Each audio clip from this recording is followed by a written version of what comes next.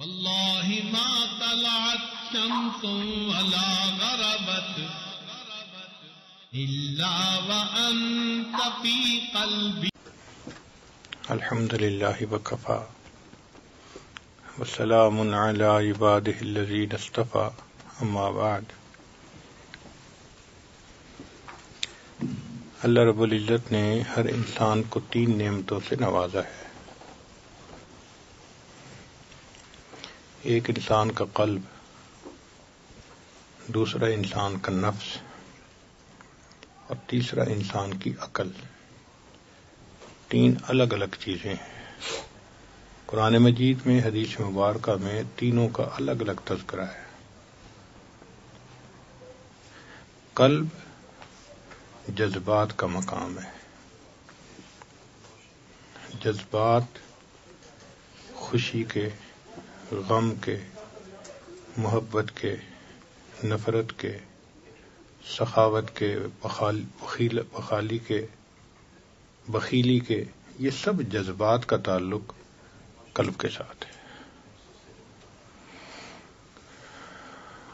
انسان کا نفس خواہشات کا مقام ہے. خواہشات جتنی بھی ہیں ان کا تعلق نفس کے ساتھ ہے، اچھی ہوں یا بری ہوں. اچھی خواہش میں اللہ کا دوست بن جاؤں، تہجد گزار بن جاؤں، متقی بن جاؤں، مجھے جنت مل جائے، اللہ مجھ سے راضی ہو جائے. خواہش ہے مگر اچھی ہے، مستحسن ہے. اور بری خواہش، لوگ مجھے پہچانیں،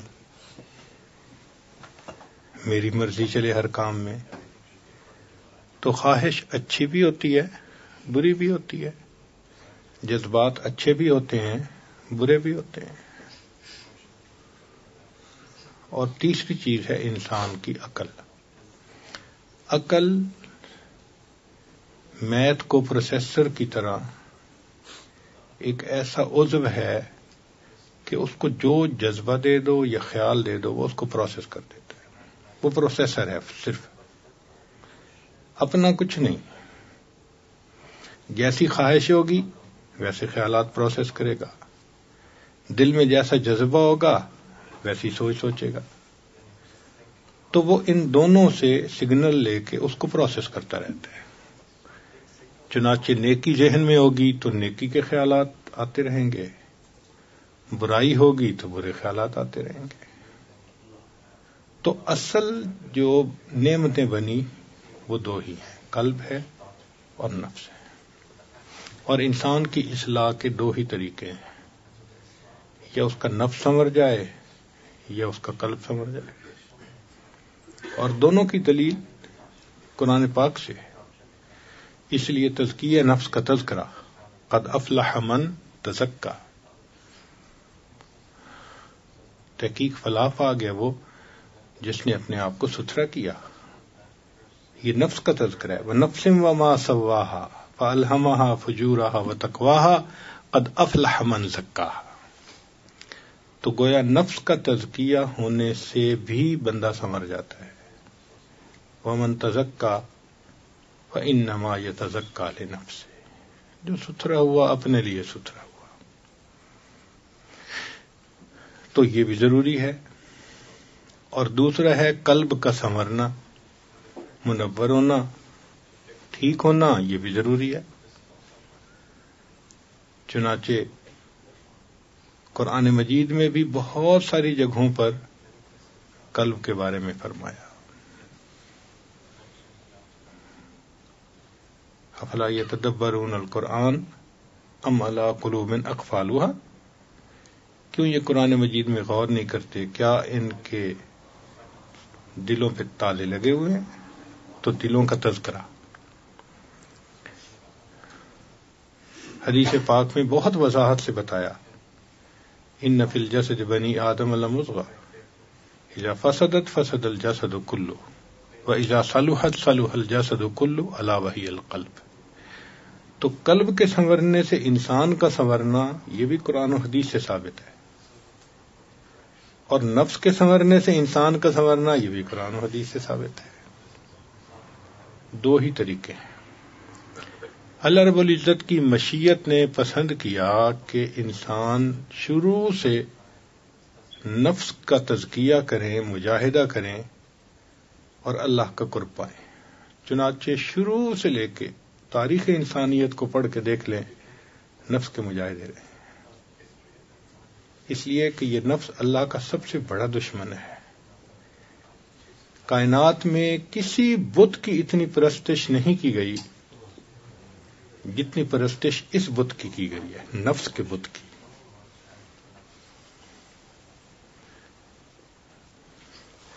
اور اس کی پرستش صرف کافر اور مشرک نہیں کرتے، کلمہ پڑھنے والے بھی کرتے ہیں. یہ ایسا بت ہے، اس کی پرستش سے چھٹکارا قسمت والے پاتے ہیں. اس لیے یہ سب سے بڑا دشمن بنا، شیطان سے بھی بڑا دشمن. وہ کیسے؟ کہ عزازیل بڑا عبادت گزار تھا. احادیث سے ثابت ہے کہ اس نے ہزاروں سال عبادت کی، چپے چپے پہ سجدے کیے، تبھی تو اونچا مقام ملا تھا. اب وہ ملعون کیوں ہوا؟ سوال ذہن میں پیدا ہوتا ہے، بھئی اس وقت تو کوئی شیطان نہیں تھا جس نے اس کو بہکایا ہو، تو وہ ملعون کیوں بنا؟ اس کو اس کے نفس نے ملعون بنایا. تو یہ نفس ایسا بدبخت ہے کہ یہ عزازیل کو شیطان بنا دیتا ہے. تو یہ شیطان کا بھی گرو گنٹھال سب سے بڑا. تو شیطان ہمارا دشمن، نفس اس سے بڑھ کر ہمارا دشمن. اس لیے ہمارے مشائخ فرماتے ہیں کہ اے دوست، تو نفس کو پالنے میں لگا ہوا ہے اور نفس تجھے جہنم میں دھکا دینے میں لگا ہوا ہے. تو نفس کی اصلاح یہ شروع سے تاریخ انسانیت میں موجود ہے. چنانچہ اس کے لیے بڑی مجاہدے کیے جاتے تھے. اللہ کو راضی کرنے کے لیے اس کو مشقت میں ڈالا جاتا تھا. آپ بنی اسرائیل کی تاریخ پڑھ کے دیکھ لیں، ان کے ہاں راہب ہوتے تھے. یہ کون لوگ تھے؟ اچھے لوگ تھے، اپنے وقت کے عبادت گزار تھے، نیکوکار تھے. 70 سال عبادت میں، 400 سال عبادت میں کوئی آسان کام ہے؟ 400 سال. اور اللہ خود فرماتے ہیں ذالک بانہم منہم قسیسین و رہبان. دیکھا، اچھے لوگ تھے نا. تو وہ اللہ سے محبت کرنے والے تھے اور ان کی انڈرسٹینڈنگ یہ تھی کہ نفس کو پامال کرو. چنانچہ وہ کم کھاتے تھے، کم پیتے تھے، کم سوتے تھے. ایک کمرہ عبادت کا بنا کے اس کو صومعہ کہتے تھے، بس اس کے اندر رہتے تھے. ان کو مخلوق سے کوئی واسطہ نہیں تھا. شادی بھی نہیں کرتے تھے کہ یہ بھی رکاوٹ نہ بنے. اب یوں دنیا سے منہ موڑ کے اللہ کو چاہنا کوئی آسان کام ہے؟ کر کے دیکھیں نا ذرا. ایک ہفتہ نہیں گزار پائیں گے ہم. ہمارا تو ایک دن فون واپس لے لیا جائے نا تو شاید زندگی مشکل ہو جائے. تو آخر وہ تنہائی میں، خلوت میں، اللہ کی یاد میں بیٹھتے تھے نا، سجدوں میں رہتے تھے. بخاری شریف کی روایت ہے، ایک عابد نے کئی 100 سال عبادت کی اور اس نے دعا مانگی کہ اللہ جب میری موت آئے تو سجدے میں آئے، اور اس کو سجدے میں ہی موت آئی. پہاڑ کی چوٹی پہ اس کی قبر بنی. تو اس کا مطلب یہ کہ یہ وہ لوگ تھے جو واقعی اللہ کے عاشق تھے، اللہ کو ٹوٹ کے چاہتے تھے. سب خواہشات چھوڑ دی تھی انہوں نے.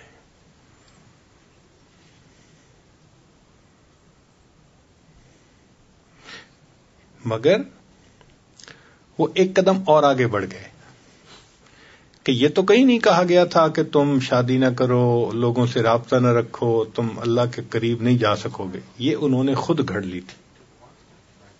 یعنی نفس کا مجاہدہ تو شروع سے کہا گیا تھا، مگر اس مجاہدے میں اتنا آگے بڑھ جانا کہ بالکل ہی بے تعلق ہو جانا، یہ والرہبانیۃ نبتدعوها، یہ بدعت تھی جو انہوں نے بنا لی تھی، مگر محبت میں کیا تھا۔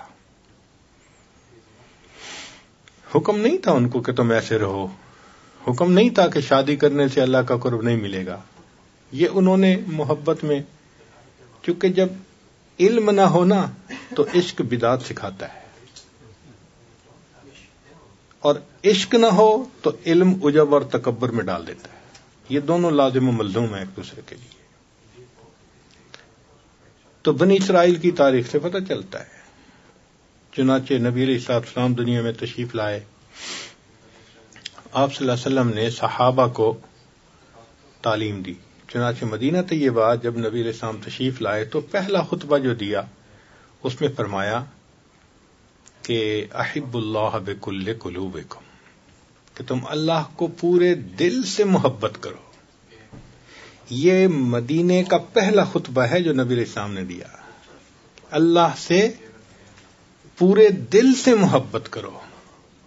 نبی علیہ السلام نے میسج دیا کہ دیکھو دل ایک ہے اور ایک ہی کے لیے ہے، ما جعل اللہ لرجل من قلبین فی جوفہ، کسی کے سینے میں اللہ نے دو دل نہیں بنائے، ایک رحمان کو دے دے، ایک نفس اور شیطان کو دے دے، تو دل ایک ہے اور ایک ہی کے لیے۔ چنانچہ صحابہ رضی اللہ عنہم کا پورا دل اللہ کے لیے تھا۔ یہیں پہ فرق ہے، ہم نے کلمہ بھی پڑھا، ہم مسلمان بھی کہلائے، ہم نمازیں بھی پڑھتے ہیں، لیکن پورا دل اللہ کو ابھی نہیں دیا۔ کچھ دل کا حصہ ہے جس میں بت ہیں، کسی میں عورت ہے، کسی میں مال ہے، بتوں کو توڑ، تخیل کے ہوں یا پتھر کے، ان بتوں کو توڑنا پڑے گا۔ اللہ نے اپنے گھر کو بتوں سے پاک کروایا تھا نا نبی علیہ السلام کے ہاتھوں، تب لات و منات توڑوا دیے تھے۔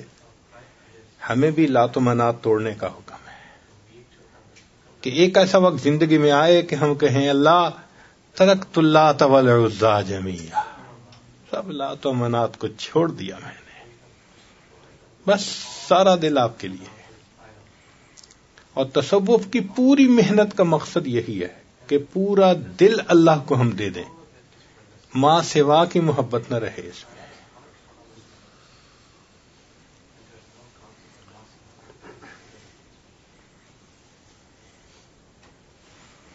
چنانچہ صحابہ رضی اللہ تعالیٰ عنہم اللہ رب العزت سے بہت محبت کرتے تھے، اور وہ چاہتے تھے کہ ہمیں اللہ کا قرب کا اعلیٰ ترین مقام مل جائے، چنانچہ وہ اپنے نفس کے خوب خلاف کرتے تھے،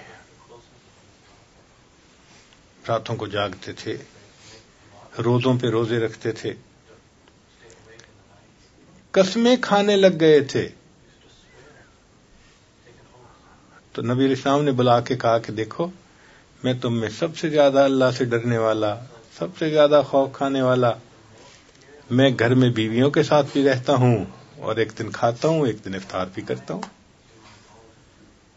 تو اس کا مطلب یہ کہ صحابہ رضی اللہ عنہم کا بھی یہی تھا جذبہ کہ نفس کو پامال کرنے کے لیے بس جو کر سکتے ہو کر دو۔ تو نبی علیہ السلام نے ان کو ذرا بیلنس کیا کہ دیکھو وہ رہبانیت کے لائن پہ مت جاؤ کہ تم کہہ رہے ہو کہ میں بیوی سے نہیں ملوں گا آج کے بعد جب تک یہ نہ ہو جائے، نہیں، تم شریعت کے دائرے میں زندگی گزارو۔ چنانچہ صحابہ رضی اللہ عنہم نے پھر اس کے بعد ایک دن روزہ، ایک دن افطار، ورنہ بعض ایسے بھی صحابی تھے کہ ان کی بیویاں نبی علیہ السلام کے پاس پہنچ گئیں، اللہ کے نبی صلی اللہ علیہ وسلم ان کو تو ہم سے کوئی غرض ہی نہیں ہے۔ تو نبی علیہ السلام نے پھر ان کو سمجھایا کہ دیکھو بھائی بیویوں کے حق ہیں تمہارے اوپر۔ حتیٰ کہ عمر لانوں کے پاس ایک خاتون آئی، میرا خاوند ساری رات عبادت کرتا ہے، سارا دن روزہ رکھتا ہے۔ تو عمر لانو پوچھتے ہیں کیا مطلب؟ کہتی ہے ساری رات عبادت کرتا ہے، سارا دن روزہ رکھتا ہے۔ تو کعب رضی اللہ عنہ قریب بیٹھے ہوئے تھے، وہ کہنے لگے اس نے بڑے اچھے انداز سے خاوند کی شکایت لگائی۔ تو وہ کہنے لگے یہ تو تعریف کر رہی ہے. کہنے تعریف تو کر رہی ہے, جو ساری رات عبادت کرے گا, سارے دن روزہ رکھے گا, تو بیوی کے لیے وقت کہاں سے بچے گا. تو اس کا مطلب یہ کہ صحابہ رضی اللہ عنہم اتنی عبادت کرتے تھے. نبی علیہ السلام نے پھر ان کو سمجھایا, مگر ایک چیز آپ کو کامن ملے گی ان کی زندگی میں کہ نفس کی خواہش کو توڑنا ان کے اوپر ختم.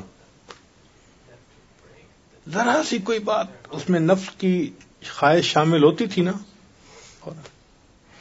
عبداللہ ابن عمر رضی اللہ عنہ نے بیمار ہیں, آخری وقت ہے, دل میں چاہت ہوئی میں مچھلی کھاؤں.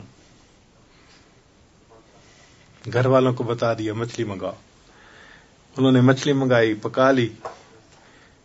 این آخری وقت میں جب کھانے کا وقت آیا, ساحل آ گیا, وہ مچھلی اٹھا کے دے دی. تو صحابہ رضی اللہ عنہم جب دیکھتے تھے کہ ایک چیز نفس کے اندر آئی, فوراً اس کے خلاف کرتے تھے. تو یہ نفس کے خلاف کرنا, خواہشات کو توڑنا, یہ تزکیہ حاصل کرنے کا ایک طریقہ ہے جو سلف صالحین سے چلا آ رہا ہے, اور صحابہ کے ابتدائی دور میں یہی طریقہ چلا. چنانچہ تابعین کی زندگی کو دیکھ لیں, تبع تابعین کی زندگی کو دیکھ لیں, وہ اپنے اوپر اس قسم کی پابندیاں لگاتے تھے. عمر بن عبد العزیز رحمۃ اللہ علیہ خلیفہ بنے, نیت کر لی کہ آج کے بعد بس میں غسل نہیں کروں گا جو بیوی کے ساتھ ہوتا ہے. اب بتاؤ یہ کوئی فرض تو نہیں ہے نا, یہ شرط تو نہیں ہے نا خلیفہ بننے کی, مگر بس ایک احساس ذمہ داری تھی کہ اب میری مسئولیت بڑھ گئی, لہذا اب میں اپنا پورا وقت اللہ کی عبادت میں. یہ حال تھا ان کا. چنانچہ صحابہ رضی اللہ عنہم اور تابعین کے بعد یہ سلسلہ پوری امت میں چلا کہ اللہ کو پانے کے لیے نفس کا تزکیہ کرنا ضروری, اور نفس کے تزکیہ کے لیے مجاہدے ضروری. چنانچہ اکابر نے خوب مجاہدے کیے. آپ کتابوں میں پڑھتے ہیں معمولی کھانا کھایا, ایک لقمہ کھاتے تھے, 2 لقمے کھاتے تھے, 1 گھونٹ پانی پیتے تھے. آپ احوال الصادقین پڑھ کر دیکھ لیں علامہ عبدالوہاب شیرانی رحمۃ اللہ علیہ کی, آپ حیران ہو جائیں گے.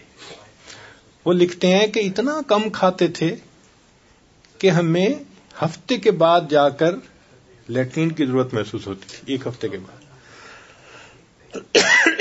اور مینگنیاں جیسے بکری کرتی ہے نا, اس طرح اجابت ہوتی تھی کم کھانے کی وجہ سے. اپنے بارے میں لکھتے ہیں کہ میں کھاتا تھا تو مجھے روزانہ 1 مرتبہ بیت الخلاء جانے کی ضرورت پیش آئی, تو میری والدہ نے مجھے کہا کہ حکیم کے پاس جاؤ تمہارا پیٹ خراب ہو گیا. 24 گھنٹے میں 1 مرتبہ بیت الخلاء جاتے تھے, تو ماں کہتی ہے حکیم کے پاس جاؤ تمہارا پیٹ خراب ہو گیا. اور ہم ماشاءاللہ نمازیں جتنی ہیں اس سے بھی زیادہ مرتبہ ہیں. بیت اللہ 5 مرتبہ, بیت الخلاء 7 مرتبہ.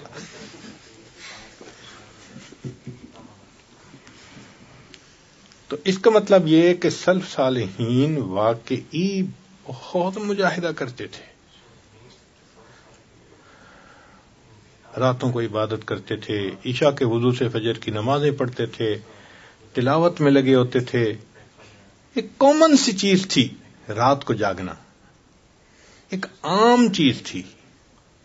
جو کہا جاتا ہے نا کہ مدینہ طیبہ میں اگر کوئی جاتا تو شہد کے مکھیوں کے بھن بھنانے کی آواز آتی ہے, اس لیے کہ زندہ شہر تھا, زندہ لوگ تھے.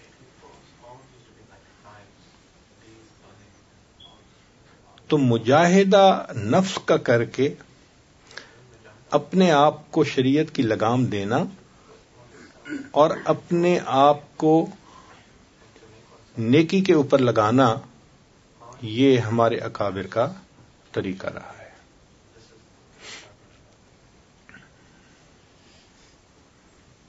وقت کے ساتھ ساتھ ہمتیں کمزور ہوتی گئیں, قوا کمزور ہو گئے. تو علماء امت، مشائخ امت نے محسوس کیا کہ اب لوگوں میں وہ ہمت نہیں رہی.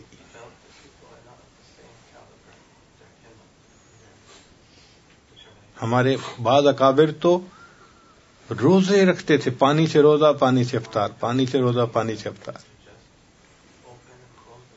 قرآن پاک میں تذکرہ ہے اس کا کہ سیدہ فاطمہ زہرا رضی اللہ عنہا اور حضرت علی رضی اللہ عنہ نے 3 روزوں کی منت مان لی تھی. شہزادے بیمار ہو گئے تھے کہ شفا یاب ہو گئے تو ہم 3 روزے رکھیں گے، اور پہلا روزہ رکھا، افطاری کا وقت آیا تو مانگنے والے آ گئے، ان کو دے دیا. تو جب سب کھانا ان کو دے دیا تو خود کیا کیا ہوگا؟ پھر اگلے دن افطاری کے وقت کچھ پکایا تو کوئی اور آ گیا، اس کو دے دیا. پھر تیسرا دن ہوا تو تیسرا مسکینم و یتیمم و اسیرا، تو اپنا کھانا ان کو دے دیا. سیدہ عائشہ صدیقہ رضی اللہ عنہا کے پاس اتنا مال آیا، شاید 50,000 درہم تھے یا ریال، جو بھی تھے، دینار تھے. خادمہ کو کہا کہ مدینے کی بیواؤں کو بلاؤ، اور ان کو تقسیم کرتی رہیں. آخر پہ خادمہ آئی، کچھ تھوڑے سے پیسے دے دیں، افطاری کا سامان لاؤں. کہنے لگے مجھے پہلے بتاتی ہیں، آپ نے تو بتایا نہیں، میں نے سب خرچ کر دیے. یعنی روزے سے ہیں، اپنی افطاری کے لیے کچھ نہیں بچا. تو یہ چیز بتاتی ہے کہ ہمارے اسلاف بہت مجاہدہ کرتے تھے. نبی علیہ السلام کی نبوت کی زندگی میں 3 کنزیکٹو دن ایسے نہیں آئے کہ آپ نے تینوں دن پیٹ بھر کے کھانا کھایا ہو. ایک دن کھایا تو دوسرے دن فاقہ، 2 دن کھایا تو تیسرے دن فاقہ. 3 دن متواتر نہیں گزرے. ایک روایت میں ہے کہ عائشہ صدیقہ رضی اللہ عنہا ایک مرتبہ دن میں کھانا کھا رہی تھی، دوسری مرتبہ تو نبی صاحب نے دیکھا، فرمایا عائشہ کھانے کے سوا اور کوئی کام نہیں. اور وہ فرماتی ہیں کہ نبی اسلام کے بعد سب سے پہلی تبدیلی جو میں نے امت میں دیکھی وہ 2 وقت کا کھانا تھا. اس کا مطلب یہ کہ ہمارے اکابر نفس کے مجاہدے کے ذریعے عبادت کرتے تھے، اپنے رب کو راضی کرتے تھے، اللہ کے قرب کا مقام پاتے تھے. اب جب مشائخ امت نے دیکھا کہ بھائی وہ مجاہدے کرنے تو بہت مشکل،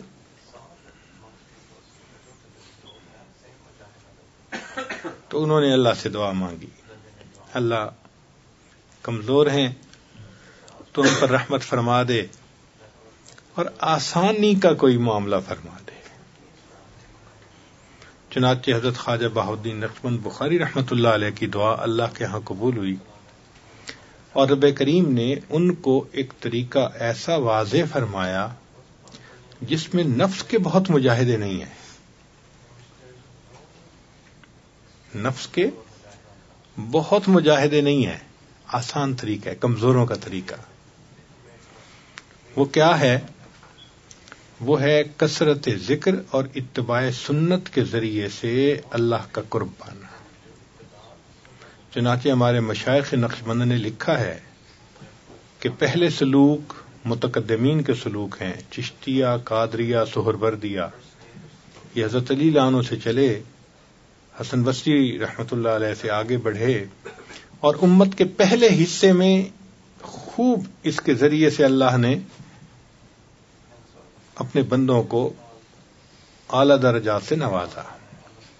یہ جو نقشبندی سلوک ہے یہ متاخرین کا سلوک کہلاتا ہے، آخر پہ کمزوروں کا سلوک ہے. تو اللہ رب العزت نے ان پر واضح فرمایا کہ بھائی نفس کے مجاہدے کرنے کی بجائے ایک اصلاح کا اور بھی طریقہ ہے جس کو کہتے ہیں قلب کی اصلاح. تو ابھی تک امت نفس کے مجاہدوں سے تزکیہ پاتی تھی، تم قلب کے یعنی تصفیہ کے ذریعے سے اپنے نفس کو بھی تزکیہ میں لا سکتے ہو. چنانچہ جب دل سنورتا ہے تو نبی صاحب نے فرمایا کہ پورا جسم سنور جاتا ہے. لہذا قلب کے سنورنے سے نفس کی اصلاح خود بخود اس کے ضمن میں ہو جاتی ہے. دل میں جذبہ ہو انسان نفس کو پامال کرتا ہے. ہم نے دیکھا ہے ہمارے ہاں یہ جو لوگ پوزیشنیں لیتے ہیں جانے کے لیے اوپر تو ان کو ووٹ چاہیے ہوتا ہے. اب دل میں ایک شوق ہے کہ مجھے یہ سیٹ حاصل کرنی ہے. اب سیٹ حاصل کرنے کے لیے جائیں گے, غریب کے پاس بیٹھیں گے, بات کریں گے, ان کے ساتھ مل کے کھانا کھائیں گے. تو دیکھو اپنے نفس کو پامال کر رہے ہیں نا. تو دل کا جذبہ تھا, نفس کو پامال کرنا آسان ہو گیا. اور ہم نے دیکھا ہے کہ واقعی جب ووٹنگ کے دن ہوتے ہیں اولیاء جیسی زندگی ہوتی ہے. کھانا یاد نہیں ہوتا, پینا یاد نہیں ہوتا, راتوں کو سونا یاد نہیں ہوتا, 24 گھنٹے لگے ہوتے ہیں بیچارے. تو دیکھو قلب کے اندر ایک جذبہ ہے جس کی وجہ سے نفس پر ساری پابندیاں آ گئیں.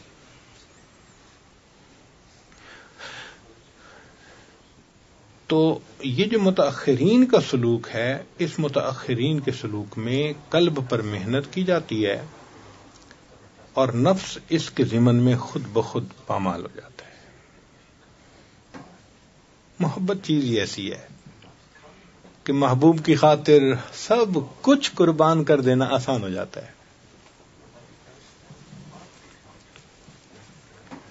چنانچہ دوسرے مشائخ نے فرمایا کہ ہم مجاہدہ نفس کے ذریعے سے سلوک طے کرواتے ہیں. ہمارے مشائخ نقشبند نے کہا کہ ہم اتباع سنت کے ذریعے سے سلوک طے کرواتے ہیں. تو اس سلسلہ میں کثرت ذکر اور اتباع سنت یہ دو بنیادی چیزیں ہیں, یہ دو پر ہیں, یوں سمجھ لیں. ان پروں سے بندہ اڑتا ہے.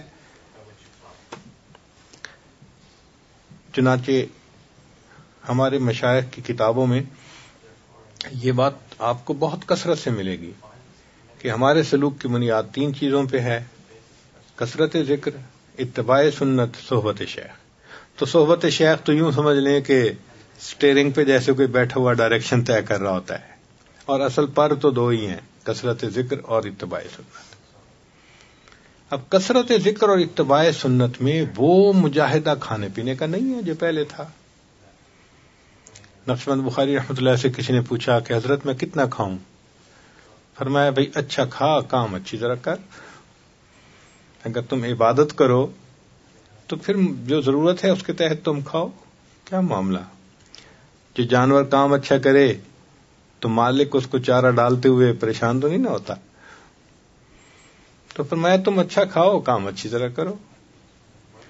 اس لیے ہمارے ہاں مجاہدہ یہ ہے کہ ہر کام کو سنت کے مطابق کیا جائے, اور اگر غور کریں تو یہ سب سے بڑا مجاہدہ ہے. باجید بستامی رحمۃ اللہ علیہ فرماتے ہیں کہ میں نے 20 سال مجاہدہ کیا, ہر کام سنت کے مطابق کرنے سے بڑا مجاہدہ میں نے کوئی نہیں دیکھا. یہ کوئی آسان کام ہے. ایک شخص جنید بغدادی رحمۃ اللہ علیہ, یہ کوئی بزرگ تھے, ان کی صحبت میں 10 سال رہا. حضرت میں جاتا ہوں کسی اور کے پاس, اجازت دیں. کیوں؟ میں تو آیا تھا کرامت دیکھنے کے لیے, میں نے 10 سال میں کوئی کرامت ہی نہیں دیکھی. مان لے کہ اچھا یہ بتاؤ کہ ان 10 سالوں میں کوئی عمل سنت کے خلاف دیکھا؟ کہا نہیں. تو ایسے بڑی کرامت اور کیا ہو سکتی ہے کہ 10 سال میں کوئی کام سنت کے خلاف ہی نہ ہو. تو یہ سب مجاہدوں سے بڑا مجاہدہ ہے اتباع سنت. اور یہ آسان ہو جاتا ہے جب انسان کثرت ذکر کرتا ہے. اس لیے قرآن مجید میں کثرت ذکر کا حکم, اذکروا اللہ ذکرا کثیرا والذاکرین اللہ کثیرا والذاکرات. ہماری جو بنیاد کمزور ہے نا, وہ یہ کہ ہم کثرت ذکر کرتے ہی نہیں ہیں. یہ 5 منٹ کا مرابعہ, 10 منٹ کا مراقبہ, یہ کیا بات ہوئی پئی؟ اگر دوسری کلاس کا طالب علم 10 منٹ روزانہ کتاب کھول کے پڑھے تو کیا سال کے آخر پہ پاس ہو جائے گا؟ تو اگر دوسری کلاس میں پاس نہیں ہو سکتا جو 10 منٹ روزانہ پڑھے تو ولایت کے امتحان میں کیسے پاس ہوں گے بھائی؟ دوسری کلاس کے لیے تو اس کو 4 گھنٹے اور 6 گھنٹے اسکول میں لگانے پڑتے ہیں. تو حق تو یہ بنتا تھا کہ ہم بھی 4 گھنٹے مراقبہ کرتے ہیں. اب کوئی کہے جی کہ کتنا وقت نکالیں؟ بھائی انٹرنیٹ پہ ٹائم لگتا ہے نا، گھنٹوں لگتے ہیں. منٹوں کی بات تو کوئی کرے ہی نہ. جو منٹوں کی بات کرے گا وہ جھوٹ بولے گا، الا ماشاء اللہ. اس مصیبت کو ایک دفعہ جس نے کھول لیا اس کے گھنٹہ گیا، پتہ بھی نہیں چلتا گھنٹہ لگنے کا. تو اگر سکرین کے سامنے گھنٹہ بیٹھ سکتے ہیں تو پھر مراقبے میں کیوں نہیں بیٹھ سکتے؟ تو حق تو یہ تھا کہ ہم گھنٹوں مراقبے کرتے ہیں، لیکن ہم نہیں کرتے. بیت ہو جاتے ہیں شوق میں آ کے، حضرت بس تلاوت بھی کر لیتا ہوں، درود شریف بھی پڑھ لیتا ہوں، استغفار بھی، مراقبہ نہیں ہوتا. بھئی جو اصل چیز تھی، اینٹی بائیوٹک تھی، وہ تو لی ہی نہیں، فائدہ کیسے ہو؟ تو ہماری مثال ایسے جیسے ایک ڈی ہائیڈریٹڈ پلانٹ ہوتا ہے نا، پتے مرجھائے ہوئے ہوتے ہیں، پھل بھی کمزور ہوتے ہیں، کیوں؟ پانی تھوڑا ملتا ہے اس کو. ایسے ہم ڈی ہائیڈریٹڈ قسم کے صوفی ہیں، ذکر کی کثرت نہیں کرتے، اور ہمارے پھر نظر بھی خطا کرتی ہے، زبان بھی پھر کچھ جھوٹ بول دیتی ہے، فلاں بھی ہو جاتا ہے، فلاں بھی ہو جاتا ہے. وہ سارے سمپٹم ہمارے اندر ہوتے ہیں. تو کثرت ذکر ہماری بنیادی بیماری ہے. اگر ہم چاہتے ہیں کہ ہمیں اللہ کا تعلق ملے تو ہمیں اللہ کا ذکر کثرت سے کرنا پڑے گا. چلتے پھرتے لیٹے بیٹھے اللہ کو یاد، ایسی کیفیت ہو جائے کہ بس انسان کا دل کہے اللہ تیری یادوں کے سوا دنیا میں رکھا کیا ہے. امام راضی رحمت اللہ علیہ فرماتے تھے، اے اللہ دن اچھا نہیں لگتا مگر تیری یاد کے ساتھ، رات اچھی نہیں لگتی مگر تجھ سے راز و نیاز کے ساتھ. تو بنیادی کمی کوتاہی آج کے دور میں وہ ذکر کی کمی ہے.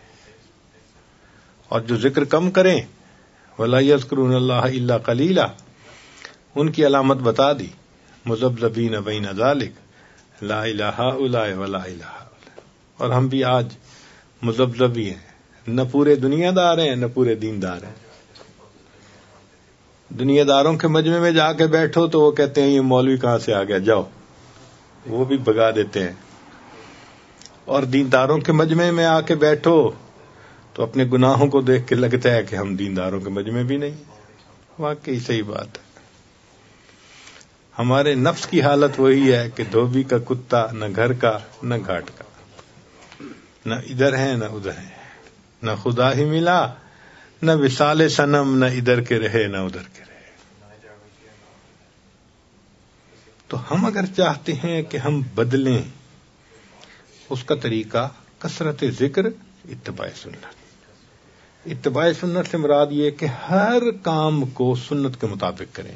کھانا پینا، لباس، معاملات، معاشرت، ہر کام بس سنت کے مطابق کرتے ہیں.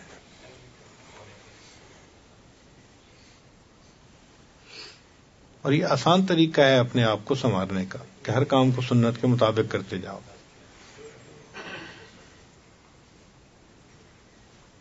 تو کثرت ذکر اور اتباع سنت سے یہ سلوک آسانی سے طے ہو جاتا ہے.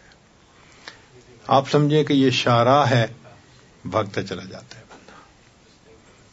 آپ یوں سمجھ لیں کہ ایک بندے کو کہہ دیا جائے کہ جی آپ یہاں سے حج پہ جائیں بغیر سواری کے، وہ تو مشکل میں پڑ جائے گا.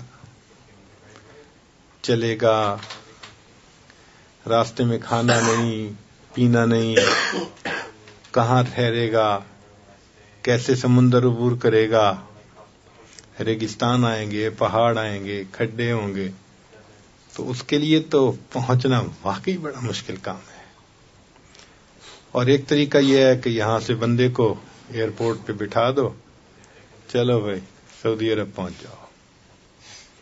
یہ ہمارا سلوک یہ اسی طرح بائی ایئر پہنچانے والا سلوک ہے. اس لیے اس کو متاخرین کا سلوک کہا جاتا ہے. آسان ہے، بہت آسان ہے. بس دو چیزوں کی پابندی ضروری، اتباع سنت اور ہر کام میں سنت کی اتباع اور ذکر کی کثرت. ذکر کی کثرت تو ایسے ہو کہ بندہ جو وقت ملے، 10 منٹ ملے، 15 ملے، گھنٹہ ملے، 2 ملے، فوراً اللہ کی یاد میں. اور جو لوگ کہتے ہیں کہ جی ہم تو مصروف ہیں دفتر بزنس کی وجہ سے، شریعت کہتی ہے کہ تم دفتر مت چھوڑو، بزنس نہ چھوڑو، کرو، مگر دل اللہ کو طرف رکھو نا. یہ کہاں لکھا ہے کہ دل میں کسی اور کا خیال رہے؟ دل میں اللہ کو یاد کرو. رجال اللہ تلہیہم تجارت ولا بیع عن ذکر اللہ. تجارت اور خرید و فروخت میں انسان اللہ کو یاد کرے تو تاجر صدوق کو تو قیامت کے دن انبیاء کی قطار میں جو ہے ان کے، یعنی جہاں انبیاء کی قطار ختم ہوگی نا، اس کے پیچھے جو لوگ ہوں گے وہاں تاجر کو جگہ دی جائے گی. تو مقصود ہے کہ ہر وقت دل میں اللہ کی یاد رہے. اور ہم نے تو دیکھا ہے اس کو کہ جب دل کہیں اٹک جاتا ہے نا، 24 گھنٹے اسی کی یاد. یہ نوجوان ساتھی، میں نے اپنے دوست یہ یونس صاحب کو کہا کہ یہ صوفی لوگ ہیں، آپ ذرا غور کرنا، جہاں ٹھہریں گے نا بھاگیں گے باہر. آج ہم باہر سے آئے، کوئی ادھر فون پہ باتیں کر رہا ہے، کوئی ادھر فون پہ باتیں کر رہا ہے، پوری گلی میں ہمیں جگہ جگہ دیکھا. اٹکا ہوا ہے نا دل کہیں نہ کہیں، بھاگتے ہیں. اور بعض نے تو پھر مجلس میں رنگ بند کی ہوتی ہے، وہ دل دھڑک رہا ہوتا ہے، وہ وائبریشن ہوتی ہے تو دل دھڑکتا ہے. وائبریشن ہوئی، اس کو لے کے بھاگے، ہاتھ میں آ گیا میسج، آ گیا فون ہے. تو جب دل اٹکا ہوا ہوتا ہے تو پتہ چلتا ہے کہ دل اٹکا ہے کہیں. جن کا اللہ کے ساتھ دل اٹکتا ہے ان کے اٹھنے بیٹھنے سے بھی پتہ چل جاتا ہے یہ اپنا دل دے چکے ہیں، یہ کسی کے بن گئے. دل من لئی تیری بن گئی. اس نے بھی دل میں عہد کر لیا، اللہ میں نے اپنا دل آپ کو دے دیا. تو ان کو مصلی پہ دیکھیں گے، ان کو تلاوت کرتا دیکھیں گے، ان کو تہجد پڑھتا دیکھیں گے. سبحان اللہ. سیماہم فی وجوہہم من اثر السجود. پتہ چلتا ہے ان کے چہروں سے جو ذکر کر رہے ہوتے ہیں. تو دو چیزیں ہیں، کثرت ذکر اور اتباع سنت. ان دو چیزوں سے یہ سلوک طے ہو جاتا ہے. تو سلوک بہت آسان ہو گیا. آپ ضرورت کے مطابق نیند پوری کریں. 7 گھنٹے اچھی نیند ہے. اگر کوئی بہت تھکا ہوا ہوتا ہے بے شک 8 گھنٹے سوئے. تو 7-8 گھنٹے سونا تصوف میں منع نہیں ہے، نیند پوری کریں. اور باقی 8 گھنٹے جو دفتر کے ہیں وہ بھی دفتر کا کام کریں، ہم اس سے بھی منع نہیں کرتے. لیکن وہ جو باقی 8 گھنٹے بچتے ہیں نا، اب ان میں بیوی بچوں کے ساتھ چلو آپ 2 گھنٹے گزار لیں گے، کوئی خرید و فروخت 1 گھنٹہ اور لگا لو. وہ جو 3-4 گھنٹے خبریں پڑھ رہا ہوں جی، اور خبروں پہ نام پہ ماشاءاللہ سکرینیں کھل رہی ہوتی ہیں،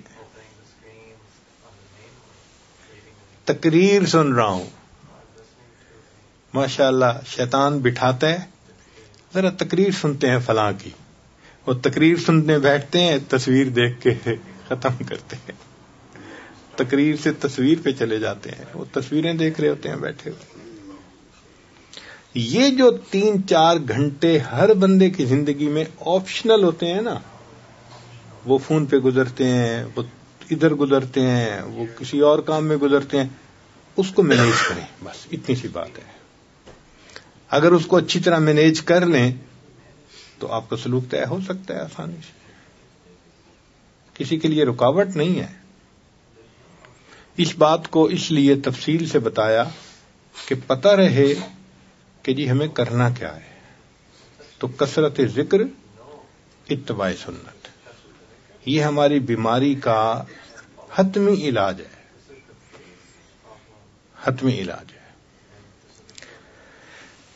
اب ہمارا جو سلوک ہے اس کے بارے میں پچھلی 1-2 مجالس میں بھی تفصیل کہی گئی. یہ بات ذہن میں رکھیں کہ یہ جو سلوک ہے نا، یہ کوئی علم نہیں ہے کہ پڑھا دو تو سب کو پتہ چل جائے گا. یہ کیفیات کا نام ہے، اور کیفیات کرنے سے ملتی ہیں، سننے سے نہیں مل جاتی. اس لیے سلوک راستہ طے کرنا پڑتا ہے. آپ یہاں سے بیٹھ کر تصور کر لیں مکہ مکرمہ کا، تو پہنچ تو نہیں نہ جاتے، طے کرنا پڑے گا نا. اسی طرح دل میں چاہتوں میں اللہ تعالیٰ تک پہنچ جاؤں تو پہنچ تو نہیں جائیں گے، اس کے لیے راستہ طے کرنا پڑے گا، محنت کرنی پڑے گی. اب اس کے لیے ہمارے مشائخ نے یہ بتلایا کہ دیکھو، چھت پہ جیسے بندہ چڑھنا چاہتا ہے نا تو سیڑھیاں ہوتی ہیں، سیڑھیوں پہ چڑھتا جائے چھت پہ چلا جاتا ہے. جو ماسٹر کی ڈگری کرنا چاہے تو 16 سال کا ایک سلیبس ہوتا ہے، ماسٹرز کر لیتا ہے. اسی طرح جو اللہ تعالی تک پہنچنا چاہے تو 35 اسباق ہیں، اگر وہ کر لے گا تو اللہ رب العزت کی معرفت نصیب ہو جائے گی. انہوں نے ہم پر یہ احسان کیا کہ اس کو کھول کھول کے بتا دیا. پہلے سبق پر تم یہ کرنا، یہ کیفیت ملے گی، یہ کرنا، یہ کیفیت ملے گی، یہ کرنا تو یہ کیفیت ملے گی. اب بتائیں کتنا آسان کر دیا انہوں نے راستے کو. اب ایک بندہ 2 سیڑھیاں چڑھ کے کھڑا ہی ہو جائے تو قصور کسی کا تو نہیں ہے نا، اپنا ہی قصور ہے. آج یہی ہے کہ 1 سبق کیا، 2 سبق کیا، اور 2 سبق کے بعد بس کھڑے ہوئے ہیں. اسی پہ سال گزر گیا، 2 سال گزر گئے. اچھا ایک بات بتائیں، اگر کوئی طالب علم تیسری کلاس میں 3 سال لگا دے، اسے پاس کہیں گے یا فیل کہیں گے؟ بولے، فیل کہیں گے. اب کسی بندے کو سبق میں 3 سال لگ جائیں تو کیا کہیں گے؟ فیل ہے بھائی، اور کیا. تو ہمیں آگے بڑھنا چاہیے، آگے بڑھنا چاہیے، کوشش کرنی چاہیے. اور اس میں رکاوٹ ہماری اپنی سستی کے سوا اور کچھ نہیں. حضرت خواجہ محمد معصوم رحمۃ اللہ علیہ فرماتے ہیں اپنے مکتوبات میں کہ ہمارے اس سلسلے میں محرومی نہیں ہے. در طریق ما محرومی نیست، در طریق ما محرومی نیست، اس طریقے میں محرومی نہیں ہے. وہ فرماتے ہیں کہ منزل تک پہنچنے میں سستی کے سوا اور کوئی رکاوٹ نہیں ہے. سالک کی اپنی سستی کے سوا کوئی رکاوٹ نہیں، خود ہی سست ہے. ہمیں یاد آتا ہے کہ امریکہ میں بہت بڑے بڑے ہائی وے ہیں، تو وہاں پر بعض ہائی وے ایسے ہیں کہ اس کو ٹرن پائک کہتے ہیں، کہ آپ اس ہائی وے پہ ایک دفعہ چڑھ گئے نا تو اس کا ایگزٹ کہیں نہیں ہوتا، ایک منزل ہوتی ہے، بس وہاں جا کے ایگزٹ آتا ہے، درمیان میں کہیں نہیں. اس کو ٹرن پائک کہتے ہیں. یہ سلوک بھی ٹرن پائک کی طرح ہے، جو چڑھ گیا ادھر ادھر کہیں نہیں جا سکتا. ہاں ایک ہی ہے کہ منزل پہ اگر نہیں پہنچا تو اس کا مطلب ہے کھڑا ہو گیا درمیان میں، ورنہ آہستہ بھی چلتا رہے تو پہنچ ہی جائے گا نا منزل پہ. ہمارے اس طریق میں منزل تک پہنچنے میں کوئی رکاوٹ نہیں ہے سوائے اپنی سستی کے. تو بھئی ہم سستی سے توبہ کریں اور جن اعمال نے ہمیں سست بنایا ہوا ہے ان اعمال کو چھوڑیں، اور جہاں دل کو الجھایا ہوا ہے، اس دل کے ٹکڑے کئی ہوئے، کوئی یہاں گرا کوئی وہاں گرا. آج کل تو ٹکڑے بھی بہت ہوتے ہیں، اس پہ نظر پڑی تو ایک ٹکڑا اس کو دے دیا اس پہ نظر پڑی ٹکڑا اس کو دے دیا.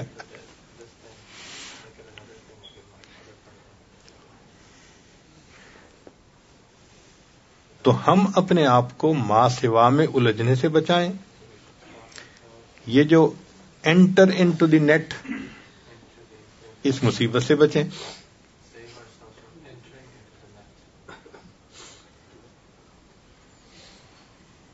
یہ بھی بڑی مصیبت ہے آج کل. اوف، اللہ اکبر کبیرہ.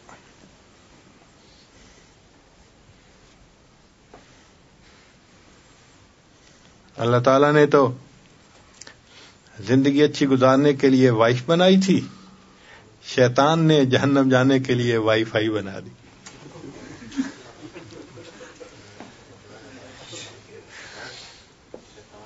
وہ بیچاری وائف کا بھی وقت وائی فائی کو چلا جاتا ہے.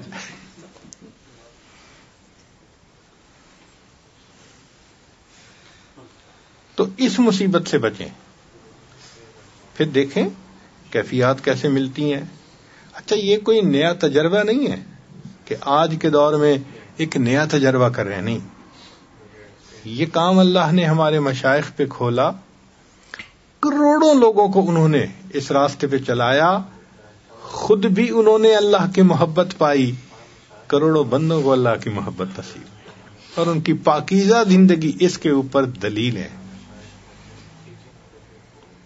تو یہ پیٹنٹ کام ہے. سلوک کے بارے میں بار بار اس لیے بتایا جا رہا ہے کہ کم از کم ہمیں پتہ تو ہونا کہ ہم نے کرنا کیا ہے. ہمارے سلوک کے جو پہلے 7 سبق ہیں وہ لطائف کے اسباق کہلاتے ہیں. 5 لطائف عالم امر اور 2 عالم خلق. سارے لطائف کے ذکر کا ایک ہی جیسا اثر ہے. جیسے کسی عمارت کے پلر ہوتے ہیں، اس پر عمارت بنتی ہے. یہ 7 جو ہمارے لطائف ہیں، یہ 7 پلر ہیں جس پر ہماری روحانیت کی عمارت بنی. پلر مضبوط ہوتے ہیں تو عمارت بلند بنتی ہے. تو جتنا ہم ان پر زیادہ محنت کریں گے اور لطائف زیادہ روشن ہوں گے، اتنا پھر آگے معرفت کی سیڑھیاں چڑھنا ہمارے لیے آسان ہو جائے گا. تو اس پر محنت کرنے کی ضرورت ہے. تو 7 لطائف پر محنت کرنے سے انسان کو شریعت پہ چلنا آسان ہو جاتا ہے. اس لیے ساجد نے عرض کیا تھا کہ جب سالک بیت ہوتا ہے تو فسق و فجور کی زندگی ہوتی ہے شروع میں، تو 7 اسباق اس کی زندگی کو فتویٰ میں لے کے آ جاتے ہیں. کم از کم حرام سے بچتا ہے، حلال کے دائرے میں آ جاتا ہے. تو 7 اسباق سالک کو فسق و فجور سے بچا کر حلال کے دائرے میں لے آتے ہیں. تو یہ فتویٰ کے اندر زندگی آ جاتی ہے. پھر 7 کے بعد تحلیل کے اسباق ہیں. تحلیل کے اسباق لا الہ الا اللہ، چاہے سانس روک کر کریں چاہے زبان سے کریں. ان کی یہ برکت ہے کہ دل پہ جھاڑو پھر جاتے ہیں، تبتل مل جاتا ہے، انقطاع عن المخلوق. دل سے کسی کا تعلق رہتا ہی نہیں ہے، ہر ایک سے دل کٹ جاتا ہے، اللہ کے ساتھ جڑ جاتا ہے. تو یہ لا الہ الا اللہ جو ہے، یہ یوں سمجھیں کہ بالکل پالش کر دیتا ہے انسان کے دل کو. دیکھیں نا، ایک چیز کو پہلے صاف کرتے ہیں پھر پالش کرتے ہیں. تو ذکر نے صاف کر دیا اور تحلیل نے اس کو پالش کر دیا، چمکا دیا. اب ذرے کا نام و نشان ہی نہیں مٹی کے لیے. یہی کیفیت انسان کے سبق کی ہے. قرآن مجید کی آیت ہے وَاذْكُرِ اسْمَ رَبِّكَ، ذکر کر رب کے نام کا. اب کوئی ہم سے پوچھے جی تمہارے رب کا کیا نام ہے، تو ہم کیا بتائیں گے؟ اللہ. باقی تو صفاتی نام ہے نا، ذاتی نام جو ہے وہ تو اس میں جلالہ اللہ ہے نا. تو وذکر اسم ربک یعنی ذکر کر اللہ کے نام کا، رب کے نام کا. نتیجہ کیا نکلے گا؟ وَتَبَتَّلْ إِلَيْهِ تَبْتِيلًا، اور اس کی طرف تبتل اختیار کرو، مخلوق سے کٹو، اللہ سے جڑو. تو ذکر کو اس رتبے تک ہم نے پہنچانا ہے کہ مخلوق سے دل کٹ جائے، اللہ سے دل جڑ جائے. مخلوق سے دل کٹ جائے اور اللہ سے دل. جب تک دل ما سوا میں پھنسا ہوا ہے، اللہ کی معرفت اس پر حرام ہے.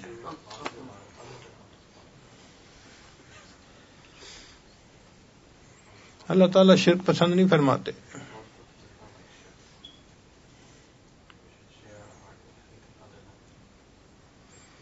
شرک پسند نہیں فرماتے. تھوڑا سا بھی دل میں کسی غیر کو جگہ دے دی ہوئی ہوگی نا، اللہ غنی ہے، کہتا ہے جاؤ جس کی محبت تم نے دل میں رکھی ہے اسی کو محبوب بناؤ.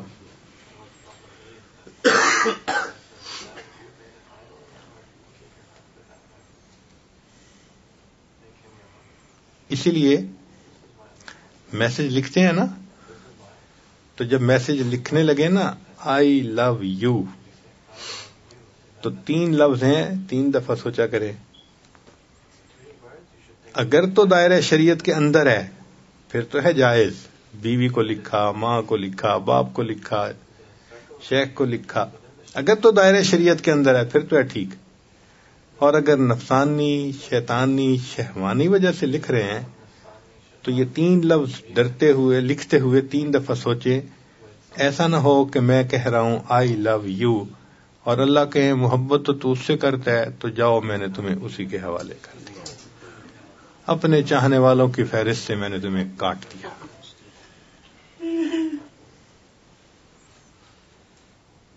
اس لیے یہ 3 لفظ لکھنا پہاڑ کی طرح بھاری ہونے چاہیے بندے پہ. سوچ کے لکھے آئی لو یو. کیوں لکھ رہا ہوں؟ نفس کی خاطر لکھ رہا ہوں. اگر نفس کی خاطر لکھا تو پھر اللہ کے چاہنے والوں میں سے نام کٹ سکتا ہے. اللہ بڑے غیور ہیں، بڑے غیور ہیں. ایک غیر چہرے پر محبت کی نظر سے 20 سال کے بعد قرآن پاک سینے سے نکال دیا گیا. یہ اللہ کی غیرت کا معاملہ ہے. نبی صاحب نے فرمایا انا اغیر الناس، انا اغیر ولد آدم واللہ اغیر منی. میں اولاد آدم میں سب سے زیادہ غیور ہوں، اللہ مجھ سے بھی زیادہ غیور ہے.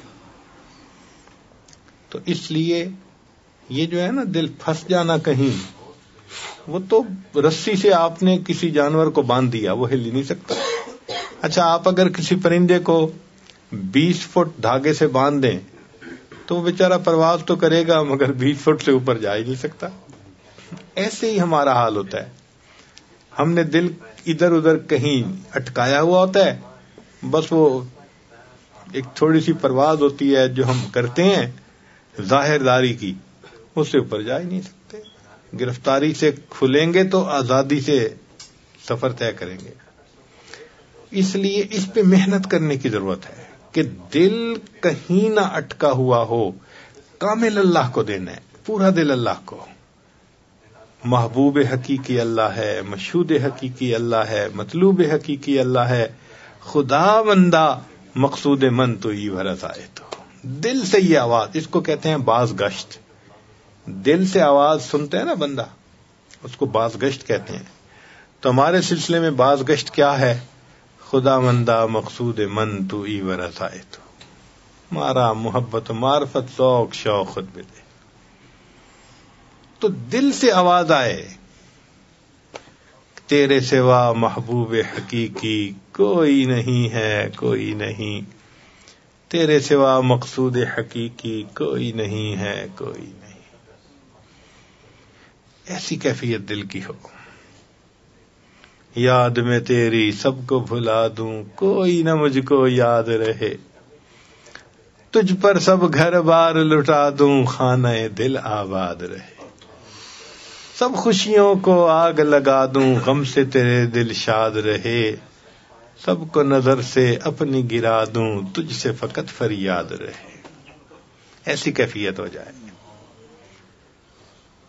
تو پہلے لطائف کے اسباق کرنے سے انسان کبائر کو چھوڑ کر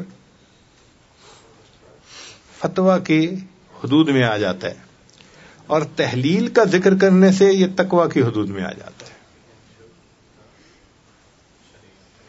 پھر انسان گناہ کے موقعوں سے بھی بچتا ہے، دل کی کیفیت ایسی ہو جاتی ہے، تقویٰ پہ زندگی آ جاتی ہے۔ اب جب ماں سوا سے بھی ہٹ کٹ گئے تو پھر کیا ہوتا ہے کہ اللہ کی محبت میں پھر انسان کو ایک جذب کا مقام ملتا ہے۔ چنانچہ ہمارے سلسلے کا جو 10واں سبق ہے مراقبہ احدیت، وہ فنا کا سبق ہے کہ انسان اللہ کی محبت میں فنائیت، گم ہوتا ہے اللہ کی محبت میں، اس کی کیفیت ایسی ہوتی ہے۔ اللہ اکبر کبیرہ، ہر وقت اللہ کی طرف دھیان، اللہ کی طرف یاد، یہ فنا کی کیفیت بھی عجیب ہے۔ حضرت مجذوب رحمۃ اللہ نے فرمایا پینشن ہو گئی ہے، کیا بات ہے اپنی، اب دن بھی ہے اپنا اور رات ہے اپنی، اب اور ہی کچھ ہے میرے دن رات کا عالم، ہر وقت ہی رہتا ہے ملاقات کا عالم۔ تو یہ جو فنائیت کی کیفیت ہے نا، پھر ہر وقت ہی رہتا ہے ملاقات کا عالم۔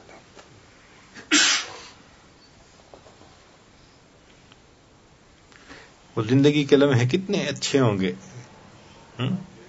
کہ جس میں انسان کا دل ایک اللہ کی محبت سے بھرا ہوا ہو۔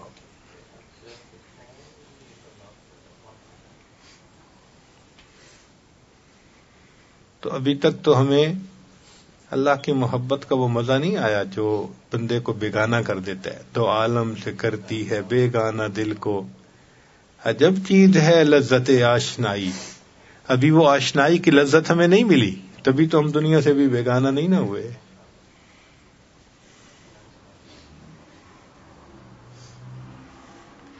تو پہلے 10 سبق تک پہنچتے پہنچتے سالک کو اللہ کی محبت میں مستی کا مقام مل جاتا ہے، جذب کا مقام مل جاتا ہے، استغراق کی کیفیت۔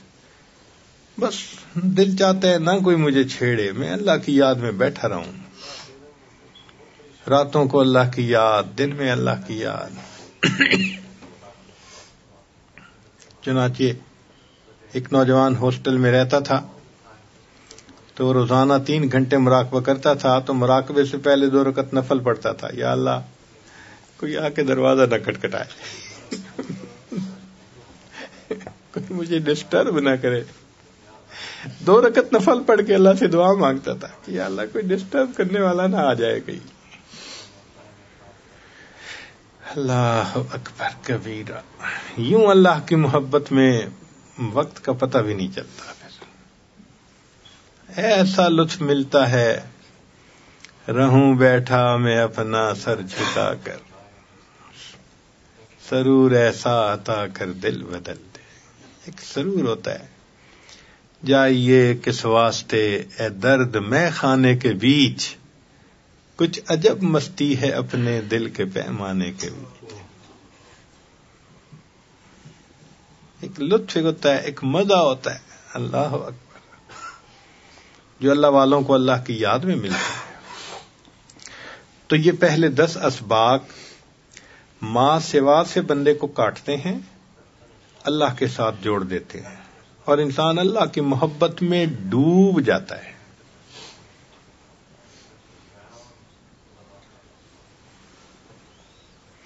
اگر یہ کیفیات نہیں تو پھر اسباق کو نئے سرے سے کرنا چاہیے۔ چنانچہ بعض اوقات جو مجازین ہیں وہ پوچھتے ہیں کہ ہمیں کیسے پتہ چلے کہ یہ اس کا سبق طے ہوا یا نہیں؟ بھائی آسان طریقہ، اگر بیعت ہونے کے بعد اس کے اندر شہوات میں کمی آئی، آنکھ کا پرہیز آ گیا، غیر محرم سے تعلق چھٹ گیا، شریعت کے اوپر آ گیا، ظاہر شریعت کے مطابق بن گیا، تو اس کا مطلب یہ ہے کہ اب اس کے اوپر لطیفہ قلب کا اثر ہو رہا ہے، شہوت ختم ہو رہی ہے۔ غصہ کم ہو گیا تو لطیف روح ہو گیا، بخل ختم ہو گیا تو لطیف سر، حرص اور حسد نکل گیا تو لطیف خفی، اور خود نمائی، خود پسندی، عجب، تکبر یہ نکل گیا تو لطیف اخفا۔ تو ان بیماریوں سے بھی اندازہ لگ سکتا ہے کہ شفا ہو رہی ہے، اور اصل یہ کہ دیکھیں کہ اب مخلوق سے کٹا ہے اور اللہ سے جڑا ہے یا نہیں جڑا۔ اگر اسی طرح انٹرنیٹ پہ بیٹھنا، میسیجز کرنا، فونیں کرنا اور انہی کاموں میں لگے رہنا، اس کا مطلب ہے کہ ابھی قلب نازیبا حرکتوں سے باز نہیں آیا، ابھی اس کو اللہ کی محبت کا مزہ نہیں آئے گا۔ جب تک قلب نازیبا حرکتوں سے باز نہ آئے، اللہ کی محبت کا مزہ اس پر حرام ہوتا ہے۔ تو دل کو غیر سے کاٹیے، اور دل اللہ کا ہے، اللہ کو دیجیے۔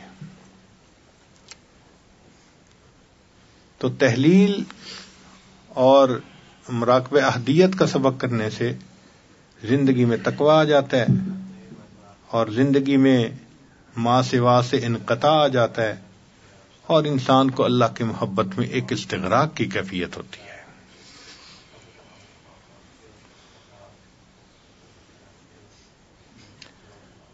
کسی نے کہا کہ حضرت آپ کو نماز میں دنیا کا خیال آتا ہے؟ میں نہ نماز میں آتا ہے نہ نماز کے علاوہ آتا ہے۔ ایسی کیفیت ہو جاتی ہے، بندے کا دل ہی اچاٹ ہو جاتا ہے دنیا سے۔ اچھا یہ نہیں ہے کہ بھئی اس سبق پہ پہنچ کے دنیا کا کام کرنا چھوڑ دیتا ہے، جاب چھوڑ دیتا ہے، بزنس چھوڑ دیتا ہے، نہ، وہ کچھ نہیں چھوڑتا، دل ٹھنڈا ہو جاتا ہے، دل کٹ جاتا ہے۔ التجافی عن دار الغرور، وہ کیفیت حاصل ہو جاتی ہے۔ والانابۃ الی دار الخلود، ہمیشہ رہنے والے گھر کی طرف انابت ہو جاتی ہے۔ واستعداد للموت قبل نزول۔ اچھا، اب یہ اگر کیفیت حاصل ہو گئی تو اس کے بعد پھر اگلے اسباق ہیں جن کو مشاربات کے اسباق کہتے ہیں۔ ان کے کرنے سے انسان کو اللہ پہ توکل، یقین کامل مل جاتا ہے۔ یہ لب لباب بتا رہا ہوں، ویسے تو ہر سبق کی اپنی اپنی تفصیل ہے، لیکن ایک لب لباب بتانا کہ اس پورے اسباق کا لب لباب یہ ہے، اللہ کے ساتھ کامل یقین ہو جائے۔ اللہ تعالیٰ فعال لما یرید ہے، کائنات کا پورا نظام اللہ کے اذن سے چلتا ہے، بندے کو یقین ہو جاتا ہے۔ اس لیے ہر معاملے میں نظر اللہ پہ۔ وہ چاہتے ہیں تو عزت کے نقشوں میں سے ذلت نکال دیتے ہیں، وہ چاہتے ہیں تو ذلت کے نقشوں میں سے عزت نکال دیتے ہیں۔ تو جب اللہ پہ یقین ہو جاتا ہے تو پھر مخلوق سے شکوے ختم ہو جاتے ہیں۔ فلاں نے میرے بارے میں ایسے الفاظ کیوں کہے؟ اگر کہے اللہ نے کہلوائے، فلاں جی میری ٹانگیں کھینچ رہا ہے، وہ نہیں کھینچ رہا، اللہ کھینچوا رہے ہیں۔ اللہ پہ نظر تو کسی سے شکوہ ہی نہیں رہتا۔ پھر بندے کی ایسی کیفیت ہو جاتی ہے، لِكَيْ لَا تَأْسَوْا عَلَىٰ مَا فَاتَكُمْ وَلَا تَفْرَحُوا بِمَا آتَاكُمْ۔ راضی برضا بندے کی کیفیت ہوتی ہے، وہ اپنی امور کو اللہ کے سپرد کر دیتا ہے، ہر معاملے میں اللہ پہ تو۔ پھر مخلوق کی مدح اور ذم برابر ہو جاتی ہے۔ کوئی دین کے معاملے میں ملامت کرے، اس سے خفا نہیں ہوتا، اللہ اس سے کہلوا رہے ہیں۔ کوئی بہت تعریفیں کرے تو انسان ہوا میں نہیں اٹھتا، اللہ اس سے کہلوا رہے ہیں۔ تو یہ یقین یہ ان اسباق میں آ کے ملتا ہے، اور ذہن میں رکھنا کہ جن کا یہ یقین جتنا پکا ہوگا اتنا نسبت کا کام ان سے زیادہ بہتر لیا جائے گا، کیونکہ یہ عقل کے ذریعے چلنے والی چیز نہیں ہے۔ آپ عقل سے ایک کام کو پھیلا سکتے ہیں، دیکھو دنیا میں کتنے کام ہیں جو پھیلے ہوئے ہیں، کتنی تحریکیں ہیں جو پھیلی ہوئی ہیں، مگر قبولیت تو نہیں ہے نا. تو عقل سے پھیلاؤ تو آ سکتا ہے، گہراؤ نہیں آئے گا. گہراؤ آئے گا جب قبولیت ہوگی اندر، اور قبولیت ہوگی یقین کے اوپر. تو ان اسباق میں پھر سالک کو اللہ تعالی کی ذات پر ایک یقین کامل ہو جاتا ہے. ہر معاملے میں اللہ کی طرف رجوع کرتا ہے، ہر معاملے میں اللہ کی طرف دھیان.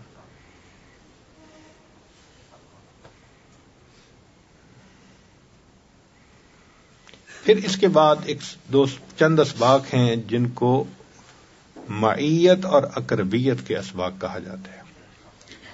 ان اسباق میں جا کر پھر سالک کو اللہ تعالی کے ساتھ مقام احسان والی کیفیت مل جاتی ہے، معیت کی کیفیت مل جاتی ہے. تو بس 3-4 لفظ یاد رکھیں سلوک کا خلاصہ. لطائف کے اسباق سے زندگی فتویٰ میں آ جاتی ہے، تحلیل کے اسباق میں زندگی تقویٰ میں آ جاتی ہے، مشاربات کے اسباق پہ انسان میں توکل آ جاتا ہے، معیت کے اسباق میں انسان کو مقام احسان کی کیفیت مل جاتی ہے. اللہ کی معیت ہر وقت استحضار رہ جاتا ہے اس کا. ان تعبد اللہ کأنک تراہ، یہ کیفیت ہو جاتی ہے. ہمارے مشائخ نے کہا کہ ولایت کا سلوک یہاں تک طے ہو جاتا ہے، اس سے آگے بھی سلوک ہے. یہ تو 16 سبق ہوئے نا، 35 تک ہیں، مگر وہ کمالات کے سلوک ہیں. کمالات نبوت، کمالات رسالت، کمالات اولو العزم، مراقبہ حقائق کے ہیں، مراقبہ حقیقت قرآن، حقیقت صلاۃ، حقیقت کعبہ ربانی، وہ سب حقائق اور وہ اونچے اسباق ہیں. تو وہ تو بعد کی بات ہے نا. کم از کم ہر بندے کو یہ جو 15-16 سبق ہے یہاں تک تو پہنچنا چاہیے نا، تاکہ مقام احسان والی نماز پڑھنی نصیب ہو جائے. کب تک ہم بے دھیانی کی نمازیں پڑھتے رہیں گے، بے ذوق سجدے کرتے رہیں گے، بے سرور نمازیں پڑھتے رہیں گے. حضرت مجد الفانی رحمۃ اللہ نے اپنے مکتوبات میں ایک عجیب بات لکھی ہے. فرماتے ہیں کہ ہر مومن کو جنت میں اللہ تعالیٰ کا دیدار نصیب ہوگا، رویت باری تعالیٰ نصیب ہوگی، مگر جو رویت کی کیفیت جنت میں ہوگی وہ دنیا میں نماز کی کیفیت کے مطابق ہوگی.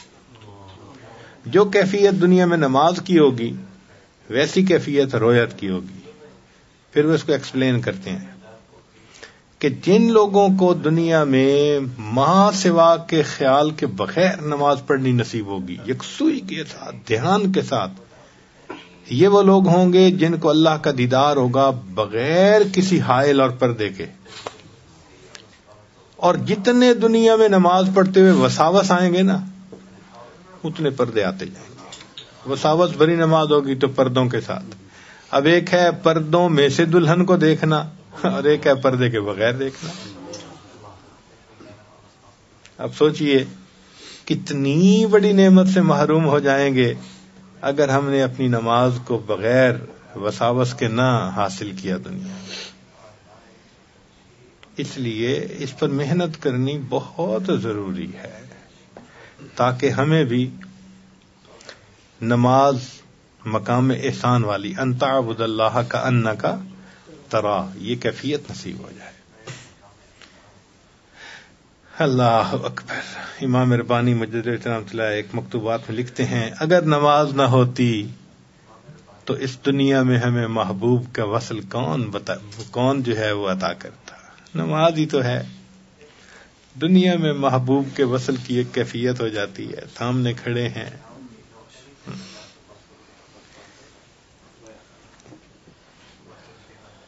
تو اصل سلوک کا مقصد مقام احسان والی نماز کی کیفیت نصیب ہو جانا. کوئی کرامات مقصد نہیں ہے، کوئی رنگ دیکھنے مقصد نہیں ہے، دعائیں قبول ہونا مقصد نہیں ہے، عزتیں ملنا مقصد نہیں ہے، مقدمے فتح ہونا مقصد نہیں ہے، فتوحات کے دروازے، کوئی مقصد نہیں ہے. ایک مقصد ہے کہ قلب کی ایسی کیفیت ہو جائے کہ ان تعبد اللہ کأنک تراہ. جب تک یہ کیفیت نہ ملی ہمیں پورے دین کی جو ہے وہ نعمت نہیں ملی. کیونکہ نبی علیہ السلام نے فرمایا ھذا جبرائیل اتاکم یعلمکم دینکم، یہ تمہیں تمہارا دین سکھانے کے لیے آئے تھے. تو احسان دین کا حصہ ہے، شامل ہے. نہیں حاصل ہوا تو دین کا کچھ حصہ بھی ہمیں حاصل نہیں ہوا. تو کامل دین مل جائے، ہمیں وہ کیفیت مل جائے، چند سجدے بھی ہم کر گئے نا اس کیفیت کے ساتھ، تو انشاءاللہ اللہ تعالیٰ کی رحمت کی نظر ہوگی. اب اس میں رکاوٹ کوئی دوسرا نہیں ہے، ہمارا اپنا نفس ہے، ہماری اپنی خواہشات ہیں، ہمارے اپنے جذبات ہیں. ہمارے بزرگوں نے تو اللہ سے ایسا طریقہ مانگا جو بہت آسان ہے، اب اس پہ چلنا ہمارا کام ہے. تو بھئی اپنے معمولات کی پابندی کیجئے.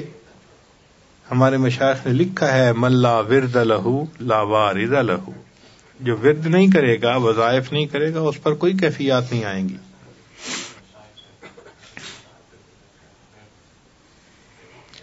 حضرت سید واسع شاہ رحمۃ اللہ علیہ ایک مرتبہ فرمانے لگے کہ ہمیں پتہ چل جاتا ہے کہ کون بندہ ذکر کرتا ہے کون نہیں کرتا. تو ہم ذہن میں سوچنے لگے کشف ہوتا ہوگا، مگر وہ بڑے صاحب کشف تھے، فوراً کہنے لگے یہ کشف نہیں ہوتا. تو میں نے کہا جی.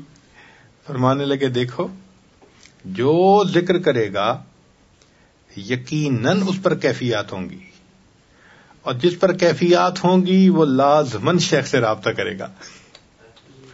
وہ ڈھونڈے گا چاہے دنیا کے دوسرے کونے پہ ہے، اس کو تو پوچھنا ہے نا.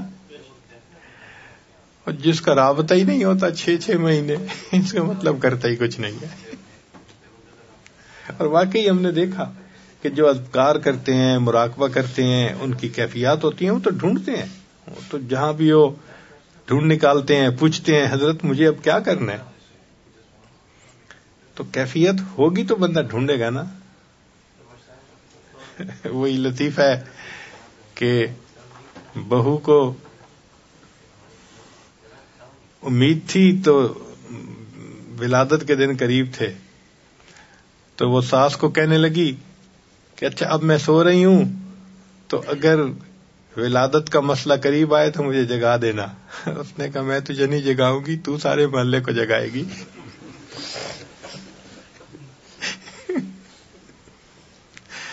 تو جس کی ولادت ہونی ہوتی ہے اس کو کوئی نہیں جگاتا، وہ سب کو جگاتی ہے. اسی طرح جو کیفیات بندے پہ آتی ہیں تو وہ تو شیخ کو بتائے بغیر رہ ہی نہیں سکتا. چاہے میسج کرے، چاہے خط لکھے، چاہے کسی طرح پہنچے، وہ پہنچ ہی کے رہے گا.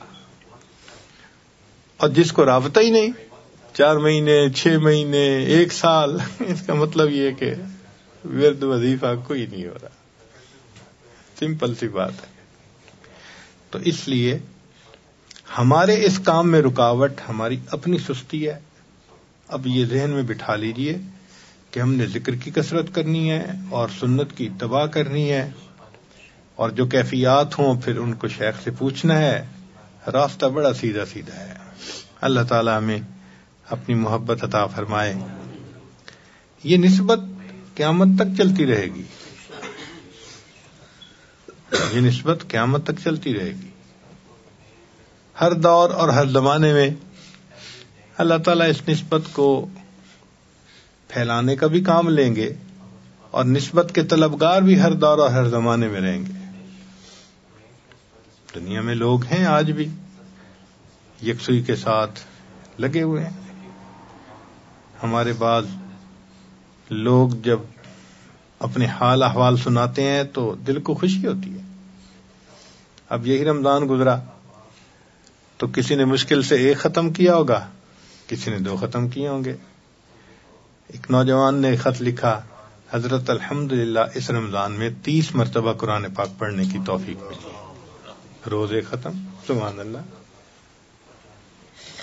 ہم سمجھتے ہیں کہ آدھا گھنٹہ مراقبہ بڑی چیز ہوتی ہے. الحمدللہ کسی نے مجھے میسج میں بتایا کہ آج کل 4 گھنٹے روزانہ مراقبہ کرنے کا میرا معمول ہے ڈیلی.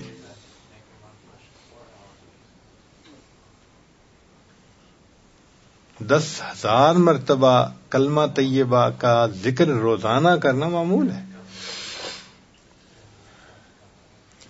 کسی کا 20,000 دفعہ معمول ہے، 30,000 مرتبہ. بلکہ ایک خاتون ہے اللہ کی بندی 40,000 مرتبہ روزانہ کا ذکر کرتی ہے.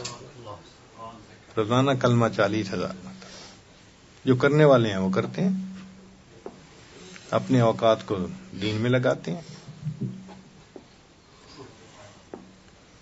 ایک عالمہ نے مجھے میسج کیا، آج چھٹی کا دن تھا، الحمدللہ میں فجر کے بعد مراقبے میں بیٹھی، ظہر کی نماز کے وقت میں اٹھی تو فجر سے ظہر تک مراقبہ کرنے والے اس وقت بھی لوگ موجود ہیں.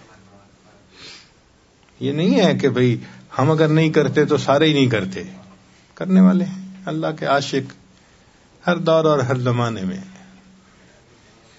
تو بھئی ہمیں بھی چاہیے کہ ہم آگے بڑھیں، اعمال کریں اور اللہ سے اللہ کی محبت مانگیں. اللہ تعالی ہمیں یہ نعمت عطا فرما دے.